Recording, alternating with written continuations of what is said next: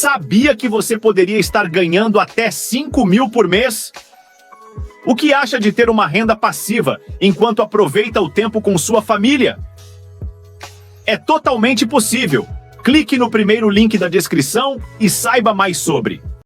Qual que você acha que é a principal armadilha financeira hoje que a gente tem aqui no Brasil? Desconhecimento. Como Não assim? faltam soluções, não faltam produtos. Se eu quero dinheiro emprestado, tem recurso barato. Muitas vezes, por falta de conhecimento, vai acontecer uma situação em que eu vou tentar financiar qualquer coisa. Pode ser minha casa, pode ser meu carro, pode ser meu curso no financiamento educacional. Posso financiar um equipamento qualquer. Quando eu evito financiamento para fugir das dívidas e tento pagar à vista, assumo prestações, o financiamento custaria mais barato que o empréstimo. Mas eu não tenho um plano me dizendo que eu devo financiar algo, mesmo quando eu tenho dinheiro, né? Então eu evito o financiamento e quando eu assumo prestações e lá na frente alguma coisa dá errado, eu não consigo fechar o orçamento, eu recorro a empréstimo.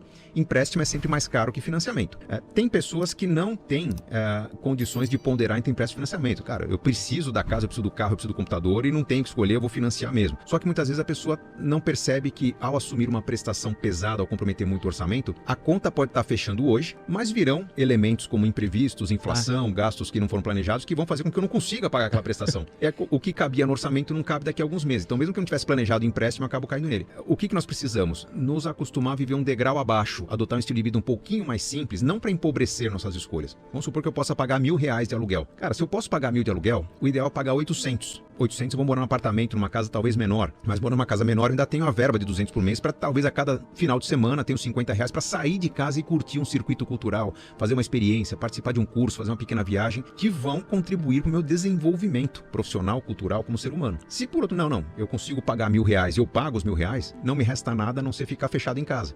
Vendo talvez o futebol, a Netflix, alguma coisa ali que, pô, tô tendo algum lazer, mas não estou evoluindo como ser humano. Então, nos falta essa visão um pouco mais estratégica de diminuir o custo de vida para ter uma vida mais rica, para evoluir como ser humano, para criar mais contatos, aumentar minha renda e daqui a pouco com uma renda maior eu estou pagando o aluguel de R$1.000. Não porque ele cabe no orçamento, porque eu podia pagar um de 1.250, mas eu subi um degrau já que eu estou evoluindo na minha renda também. A gente tem falado bastante sobre educação financeira. Sim. Eu não lembro de ter tido nada disso na escola. Onde você vê que está o déficit? Onde é que está o processo que a gente deveria melhorar? O fato de não ter na escola uma visão do empreendedorismo, uma visão da realização de objetivos na vida, de caminhos do que você tem que concretizar na vida, eu não estou falando só de educação financeira, mas é um conjunto, né? Não tem aprendizado sobre como viver. Quando se fala, precisamos ter educação financeira na escola, que já tem, começou em 2020, está na Base Nacional Comum Curricular, as crianças têm hoje na escola, não é ter aula de juros, banco, PIX, criptomoedas. É você ter, como acontece hoje no modelo brasileiro, discussão de finanças em todos os conteúdos. O brasileiro hoje cai em armadilhas porque não sabe ler contratos. O brasileiro cai em armadilhas porque talvez compre produtos pouco eficientes. Os pais não veem hoje o módulo de educação financeira, mas os filhos estão aprendendo. Havia esse déficit, já corrigimos. Tem um outro déficit muito grande que é a falta de uma visão empreendedora, que eu acho que deveria estar na escola também. Nós cultuamos durante muito tempo a ideia de que precisávamos resgatar as pessoas que estavam em situação de grande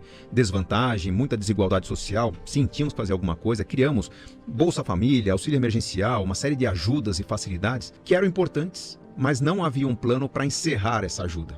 Então você dá um incentivo, você dá um presente para as pessoas. Legal, quem deu esse incentivo vai ganhar votos. Agora, quem vai ser o político com coragem de tirar o incentivo que uma família não precisa mais? Então criou-se a cultura do assistencialismo que é muito perigosa. As pessoas às vezes vivem num lugar que podem criar uma horta no fundo de casa, podem colher aquela jaca ou aquela manga no pé, na árvore que está no fundo, mas a pessoa está preferindo ficar sentada em casa ou ficar mandando currículo procurando emprego onde não tem emprego, porque se acostumou com a ajuda dos outros. E isso é muito perigoso. Perceba que se você for para um outro país, não sei se você já morou um tempo fora, eu já morei um tempo no Canadá, quando você imigra para um outro país, um país sério, pelo menos o país que eu morei era assim, no Canadá, você chega, se não tem emprego, o governo te dá um programa chamado Outplacement, preparação para emprego. Legal, gratuito, e se eu tiver filhos ainda ganho uma mesadinha, $800 por mês, gratuito. Só que há um compromisso. Se em um ano eu não conseguir emprego com aquele serviço que o governo me dá, simplesmente eu sou deportado, eu volto ao meu país. Então eu tenho uma pressão para colher resultados com aquele esforço que o governo me dá. Aquilo faz com que a empregabilidade aumente bastante, o desemprego fique baixo, o governo consegue absorver uma série de imigrantes, então há uma contrapartida, não é simplesmente uma doação, tira do rico e dá para o pobre. Nós precisamos tirar dos ricos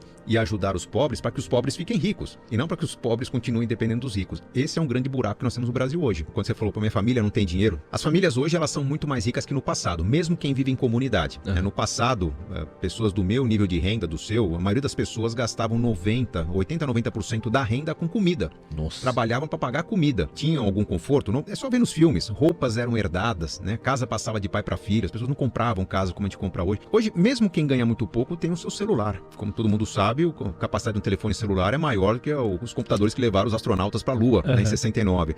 Então nós temos acesso a conhecimento, a educação. Nós estamos numa evolução. O papo que talvez falte na sua família é porque você esteja num estágio dessa evolução financeira em que seu pai está proporcionando para você um conforto que ele não teve. Ele quer meio que facilitar um pouco desse acesso, quer evitar conversas espinhosas, porque ele tem erros sendo cometidos nesse processo. Financia um negócio, se arrepende, né? Todo mundo que entrou no financiamento de 30 anos da casa se arrepende disso, sabe que não deveria fazer, enfim. Mas ele está aprendendo na prática. E se ele começar a falar muito mais de dinheiro, talvez vai expor muitos dos erros que ele está cometendo. Porque ele não teve educação financeira na escola, como você também não teve, mas talvez seus filhos vão ter.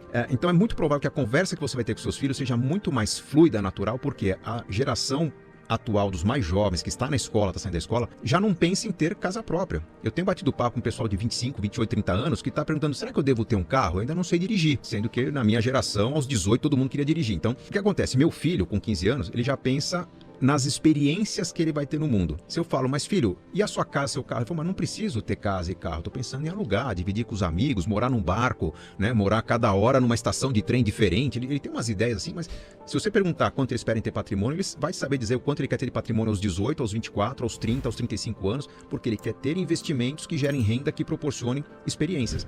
É uma conversa totalmente diferente que eu tive com meu pai, que me ensinou muito pouco sobre investimentos. Eu acho natural isso, eu acho que você deve provocar, não conversa sobre dinheiro, mas principalmente sobre planos. Pô, se a gente for pensar numa viagem em família, quando começa a falar sobre sonhos, naturalmente começa a falar sobre caminhos alternativos, sacrifícios que podem ser feitos, como investir para aquilo acontecer, e essa conversa evolui num crescente exponencial. Quanto mais você fala, o conhecimento mais se multiplica. É natural. O que eu faço no meu trabalho é provocar as pessoas a conversar mais sobre dinheiro. O livro Casais Inteligentes Enriquecem Juntos basicamente diz, falem sobre o assunto, ponham duas cabeças para pensar junto, que vocês vão encontrar soluções melhores do que cada um pensando sozinho. E isso tem que acontecer.